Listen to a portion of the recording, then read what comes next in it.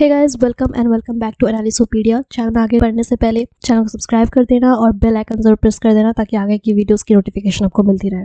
तो कुछ दिनों पहले मैंने इंस्टाग्राम पे एक पोस्ट दिया था कि किस पर नेक्स्ट केस स्टडी बनाऊं, सर्विस ब्रांड पर, किसी लग्जरी ब्रांड पर या कंज्यूमर ब्रांड पर। तो मुझे सबसे ज़्यादा वोट मिले कंज्यूमर ब्रांड पर, तो लेके आ गई हूँ आपके लिए कंज्यूमर ब्रांड का केस स्टडी। तो आज का जो टॉपिक है वो है मैगी। आपको थंबनेल और टाइटल देखकर पता चल ही गया होगा। So without further due let's get started. सबसे पहले बात करते हैं मैगी की हिस्ट्री के बारे में। जब लेट 1800 में स्विट्जरलैंड में इंडस्ट्रियल रेवोल्यूशन चल रहा था, तब फैक्ट्री में काम कर रहे फीमेल वर्कर्स को एक बड़ी प्रॉब्लम फेस करनी पड़ रही थी। उनके पास उतना टाइम नहीं बचता था कि वो घर जाकर बच्चों के लिए खाना बनाए, और इसी बात को डीपली समझा स्विस पब्लिक वेलफेयर सोसाइटी ने। इस वेलफेयर सोसाइटी ने जूलियस मैगी, जो खुद एक मिलर और बिजनेसमैन थे, उन्हें एक ऐसा क्विक टू प्रिपेयर और इजी टू डाइजेस्ट होने वाला स्नैक तैयार करने को कहा, और इसी तरह 1882 टू 83 के बीच मैगी मार्केट में आई। उसके बाद 1947 में नेस्ले ने मैगी को अपने साथ मर्ज कर लिया और मैगी ब्रांड नेम के under different type of product line को लॉन्च किया, like packaged foods, frozen mills, prepared sausage and flavourings. Early 80s में मैगी इंडिया आई। आते ही मैगी को कोई डायरेक्ट कंपटीशन फेस नहीं करना पड़ा, क्योंकि तब तक इंडिया में नूडल्स के सेगमेंट में या स्नैक के सेगमेंट में कोई दूसरी ब्रांड नहीं आई थी। अगर हम स्नैक सेगमेंट की बात भी करें तो स्नैक के नाम पर समोसा, कचौड़ी एक्सेट्रा होते थे जो बाहर से खरीदे जाते थे और जो कि अनहाइजेनिक होते थे, और घर पे बनाए जाने वाले स्नैक बहुत ही टाइम कंज्यूम कर लेते थे, जिस वजह से मैगी मार्केट में इंट्रोड्यूस होते ही मार्केट लीडर बन गई। लेकिन फिर भी मैगी को इनिशियल सेल करने में दिक्कतें आई, क्योंकि मैगी ने अपने टारगेट कस्टमर को ही गलत चुन लिया था, जिस वजह से प्रोडक्ट को मार्केट में पोजीशनिंग करने में प्रॉब्लम हो रही थी। मैगी ने इनिशियली वर्किंग वुमेन को टारगेट किया था, जिनके पास खाना बनाने के लिए ज्यादा टाइम नहीं होता था। अनफॉर्चुनेटली ये टारगेट ग्रुप सेल के लिए सक्सेसफुल साबित नहीं हुआ। इसके बाद मार्केट सर्वे किया गया और बहुत रिसर्च किया गया। बाद में मैगी ने बच्चों को अपना टारगेट ग्रुप चुना। जल्द ही कंपनी ने खुद को रीपोजिशनिंग किया किड्स सेगमेंट में with various tools of sales promotions like colour pencils, sketch pens, fun books, Maggi clubs etcetera, which worked wonders for the brand. Maggi instant noodles के category में आती है। अब बात करते हैं STP की, segmentation, targeting and positioning. Segment: people looking for a snack made in less time, यानी जो स्नैक कम टाइम पे प्रिपेयर हो जाए और कम टाइम कंज्यूमिंग लगे और टेस्टी भी हो और हेल्दी भी हो। टारगेट कस्टमर, जैसे मैंने पहले कहा, यंग पीपल और बच्चे। पोजीशनिंग की अगर बात करें तो why the specific brand positioning, यही क्यों, मैगी ही क्यों? मैगी को 2 मिनट नूडल्स के तौर पर फास्ट टू कुक टैगलाइन के साथ पोजीशनिंग किया गया। इसे कस्टमर के माइंड में बिटवीन मील्स स्नैक के नाम पर इम्प्लाई किया गया, यानी कि खाने के बीच में एक छोटा सा स्नैक जो कम टाइम पे बन भी जाए, हेल्दी भी हो और टेस्टी भी हो।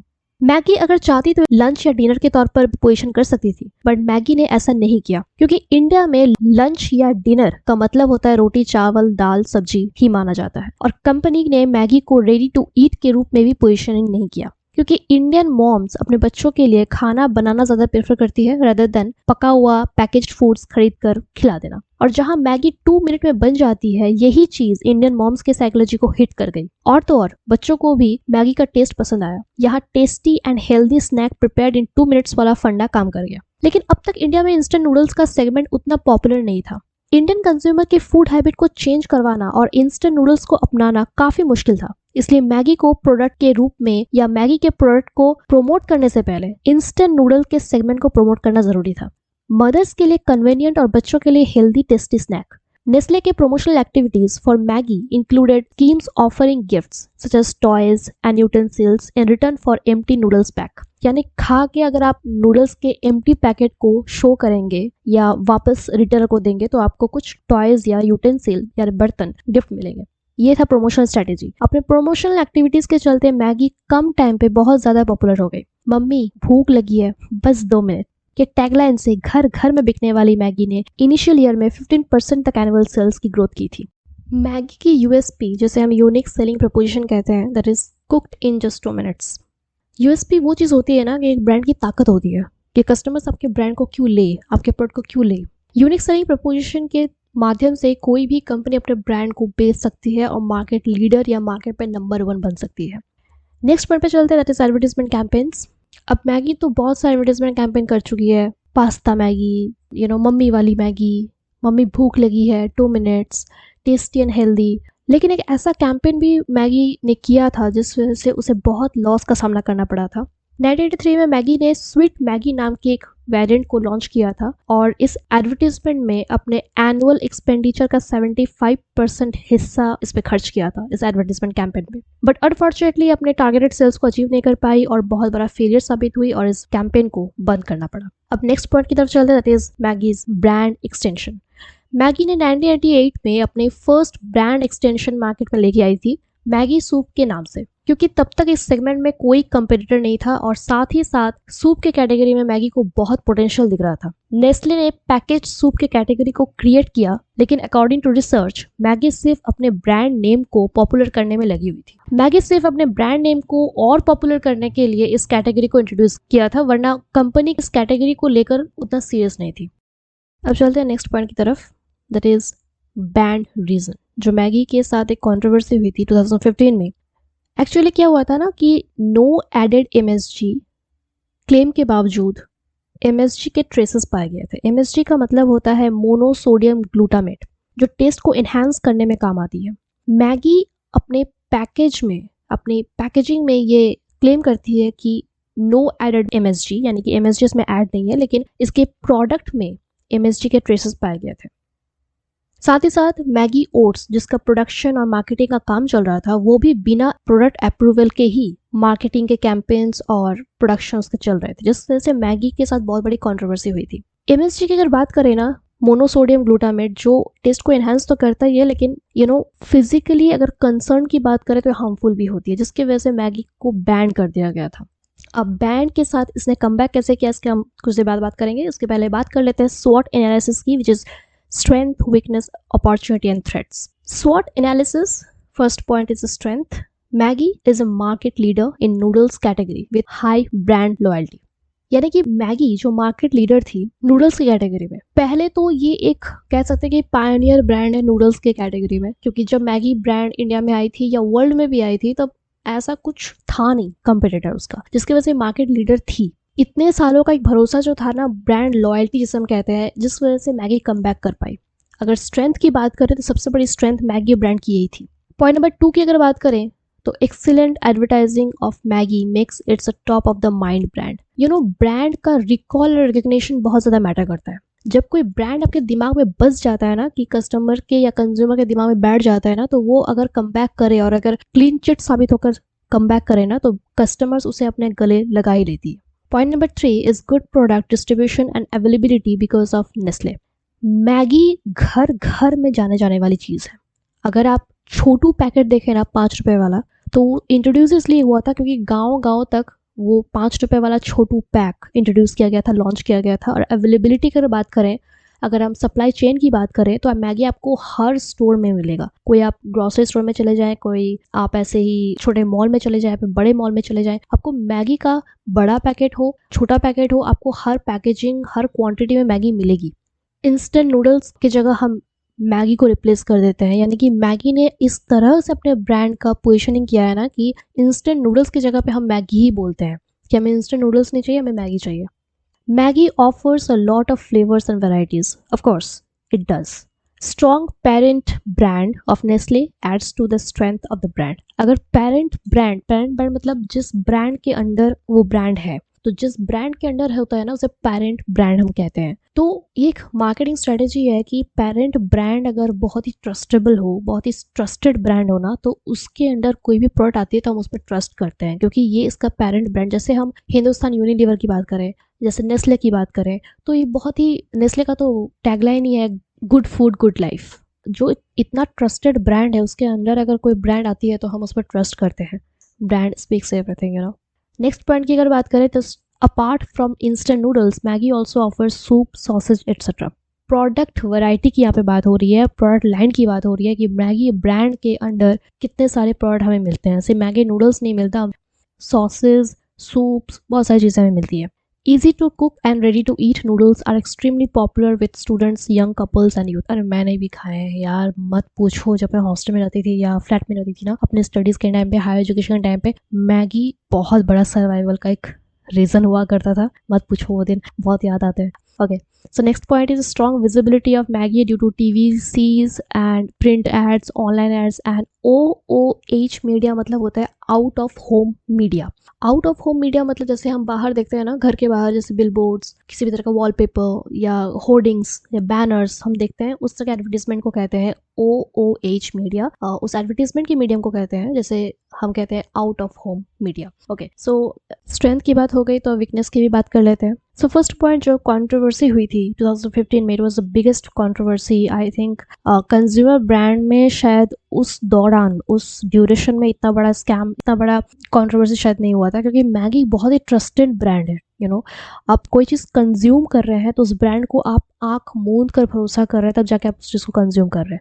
और अगर इतनी बड़ी कंट्रोवर्सी हो जाती है ना प्रोडक्ट को लेके, खासतौर पर एक माँ के लिए अपने बच्चे के हेल्थ का कंसर्न जो होता है ना, वो बहुत ही नेक्स्ट लेवल का होता है। वो खिला रहे हैं वो चीज़ जिसमें इतने सारे केमिकल्स हैं जो हार्मफुल है हेल्थ के लिए। It was very very risky and it was very very sad news for Maggi that it was very controversial. You know, तो controversy regarding Maggi being unsafe to eat caused a lot of damage to the brand image. और brand image अगर एक बार खराब हो जाए ना, उसे rebuild करने में बहुत प्रॉब्लम होती है, खासकर अगर वो चीज़ कंज्यूमेबल हो और इतने सालों से you know generation to generation वो चीज़ चल रही है और अचानक से आपको ये चीज़ सुनने मिले। It was I think most negative influential impact on any brand. So next point is intense competition means limited market share growth. Okay, so जब मैगी के साथ कंट्रोवर्सी हुई थी ना, तो उस टाइम पे ईपी नूडल्स मार्केट में आई थी, चिंग्स वगैरह, बहुत सारे दूसरे कंपनीज ने ना इस कंट्रोवर्सी का अच्छा यू नो प्रॉफिट उठाया, लाभ उठाया और अपने नूडल्स को लॉन्च कर दिया। ठीक है, क्योंकि उस टाइम पे मैगी की जो मार्केट शेयर थी, ऑब्वियसली मार्केट कवरेज गिरेगा तो मार्केट शेयर भी गिरेगा।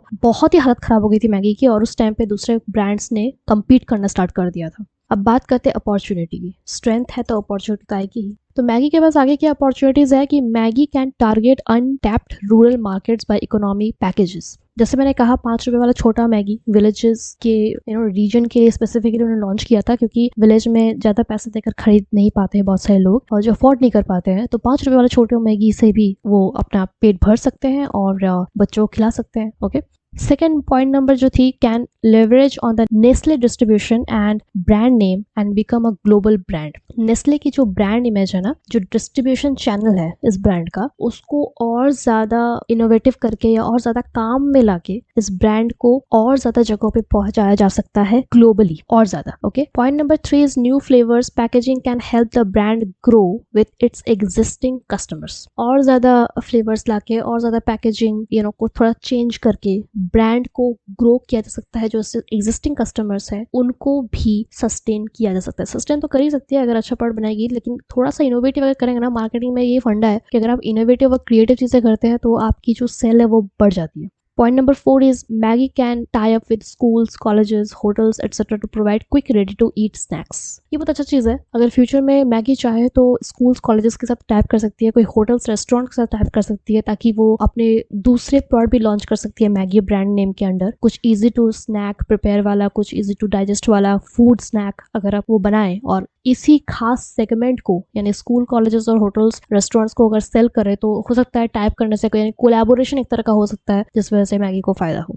अब बात कर लेते हैं थ्रेट्स की। जहाँ वीकनेस है वहाँ थ्रेट्स आएगी ही। Point number 1 is price wars with other noodles brand can affect its business. Yes, price की अगर बात करें ना, अगर अभी तक तो मैगी प्राइस के मामले में सबको बीट करती आ रही है, ठीक ही ठाक है प्राइस, ऐसा कुछ नहीं है, क्योंकि बैंड होने के बावजूद अगर उसी प्राइस सेगमेंट में मैगी आई है। हाँ, 12 रुपए का जो मैगी होता है ना, वो थोड़ा सा क्वांटिटी में कम हो गया है। पहले कुछ 70-75 का आता था ग्राम का, लेकिन अभी वो 35 ग्राम का, आई डोंट रिमेम्बर। वो क्वांटिटी जो है वो थोड़ा सा उसने लेस किया है, लेकिन प्राइस जो है वो 12 रुपए का ही रखा है। ठीक है, अब 5 रुपए का छोटू मैगी तो अलग से है ही। तो अगर प्राइसिंग की स्ट्रेटेजी की बात करें ना, अगर दूसरे ब्रांड अगर इससे कम प्राइस में अगर प्रोवाइड करे, तो शायद हो सकता है कि कंपटीटर्स इसके पोजीशन को छीन पाएंगे इन फ्यूचर। हो सकता है, it may be possible. Increasing competition can reduce Maggie's market share. Obviously अगर कंपटीटर्स बढ़ेंगे, कंपटीशन बढ़ेगा, इंक्रीज होगा मार्केट का, तो मार्केट में मार्केट शेयर तो गिरेगी ना। और point number 3 is strict regulations by government and food regulatory authorities can affect its business. Obviously FSSAI जिसे हम कहते हैं ना, फसाई, उसके रेगुलेशन अथॉरिटी के गाइडलाइन को फॉलो करना बहुत ज़्यादा ज़रूरी है। जो 2015 में कंट्रोवर्सी हुई थी ना, वो इसी चीज़ के लिए हुई थी कि प्रोडक्ट में ऐसे कुछ हार्मफुल केमिकल्स थे जो FSSAI यानी फसाई के गाइडलाइन को वो ब्रेक कर रही थी, जिस वजह से कंट्रोवर्सी हुई थी। हाई कोर्ट में केस गया था, फिर उसने रिव्यू करवाया मैगी ने अपना प्रोडक्ट, फिर जाके वो क्लीन चिट निकली कि नहीं, नए प्रोडक्ट जो थे मैगी के उसमें MSG नहीं पाया गया था, MSG के ट्रेसेस नहीं पाए गए थे, कोई हार्मफुल केमिकल नहीं थे, तो ये अभी कंज्यूमेबल है, it is safe to consume. अब बात करते हैं बैक सून स्टोरी की, मार्केटिंग स्ट्रेटेजी की, कि मैगी बैन होने के बावजूद भी मार्केट लीडर बन के वापस कैसे आई, यानी आने के बाद भी वो मार्केट लीडर कैसे बनी रही। जल्द ही नेस्ले इंडिया ने बॉम्बे हाई कोर्ट में पिटिशन फाइल किया और प्रोडक्ट के रिव्यू के लिए रिक्वेस्ट किया, जैसे मैं पहले बताया थोड़ी देर पहले। लीगल प्रोसीजर्स चलते रहे। इस दौरान अब आता है मार्केटिंग स्ट्रेटेजी की, किस तरह से कस्टमर्स को अपने साथ जोड़े रखा। जिस दौरान 8 मंथ्स का वो ड्यूरेशन था, जिस दौरान लीगल प्रोसीजर्स चलते रहे ना, उस दौरान मिस यू मैगी का कैंपेन चलाया। Miss you Maggi, we miss you too Maggi, ये कैंपेन चलाया ताकि मार्केट से बैन होने के बावजूद मैगी को कस्टमर याद रखे। और इस वक्त कंज्यूमर्स के साइकोलॉजी के साथ खेला जा रहा था। इस वक्त कंज्यूमर्स के माइंड में मैगी को मार्केट में वापस दिखने की नीड और वांट को जनरेट किया गया। ट्विटर पर we miss you too hashtag trend करने लगा।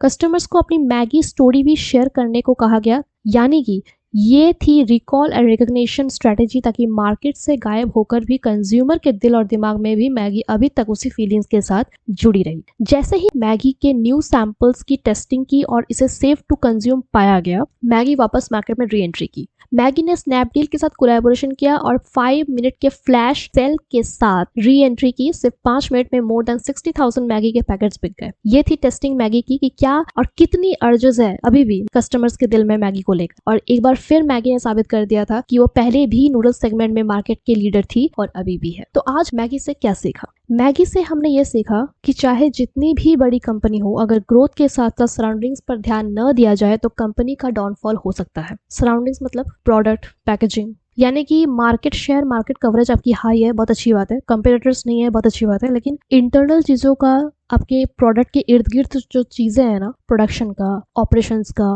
पैकेजिंग का, उस पर आपको ध्यान देना चाहिए, वो भी कंटिन्यूसली। और कंज्यूमर टेस्ट प्रेफर करते हैं, but health is first priority for everyone. तो अगर कस्टमर या कंज्यूमर किसी ब्रांड को इतनी ट्रस्ट करते हैं जिस वजह से वो प्रोडक्ट को कंज्यूम करते हैं जो कि हेल्थ रिलेटेड कंसर्न है, उसकी तरफ स्पेशल ध्यान देना चाहिए कंपनी को, क्योंकि अगर एक बार कंज्यूमर का ट्रस्ट टूट जाए ना, तो दोबारा ट्रस्ट बिल्ड करना बहुत मुश्किल है। सब सोचते हैं कि मैगी के कस्टमर बेस इतनी ज़्यादा थी ना कि वो इतने बड़े कंट्रोवर्सी के बावजूद भी मार्केट में लीडर बनी रही। पर क्या सच में मैगी के कमबैक की इतनी ही वजह थी? क्या होता अगर मैगी पर लगाए हुए एलिगेशन सही साबित हो जाते? क्या होता अगर नए प्रोडक्ट में भी MSG के ट्रेसेस पाए जाते? क्या होता? क्या तब भी कस्टमर्स मैगी को ऐसे ही एक्सेप्ट करती? ये सवाल मैं आप पर छोड़ती हूँ। कमेंट्स में ज़रूर बताइएगा कि आपकी क्या राय है, क्योंकि सोचना तो बनता है। तो चलते हैं, आज के लिए बस इतना ही। मिलती हूँ नेक्स्ट वीडियो में। सोच रही हूँ कुछ लग्जरी ब्रांड के ऊपर केस स्टडी बनाऊँ। अगर आपको चाहिए तो प्लीज़ कमेंट से बताना। वीडियो को ज़्यादा से ज़्यादा शेयर करें ताकि ये वीडियो किसी को भी हेल्पफुल हो, किसी के भी थोड़ा सा इंटरेस्टिंग लगे, तो वीडियो बनाने का जो कार्य है वो सार्थक हो जाएगा।